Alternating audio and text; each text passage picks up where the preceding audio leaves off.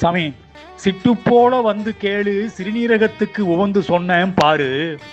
தொடங்கும் முன்ன தெளிவா சொன்னேன் கேளு, சிறுநீரக நோய்க்காரன் அதிக உப்பு சேர்த்தா அம்புட்டும் தப்பு சாமி.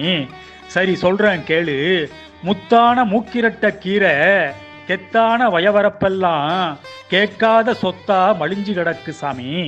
பார்த்து பரவசமா கொஞ்சம் பறிச்சுக்க, பறிச்சத பக்குவமா அலசி பொடி பொடியா நறுக்கிக்க, அன்பா 1/2 லிட்டர் தண்ணியில போட்டு கருணையா கருஞ்சீரக பொடி 1 தேக்கரண்டிக்கும் கொஞ்சம் கூட அளவு எடுத்து வாட்டமா கலந்துக்க சாமி.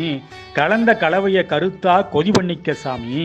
அது பின்ன சாமி, வாட்டமா வடிகட்டி கால மாலை இருவேளை குடிச்சுக்க சாமி.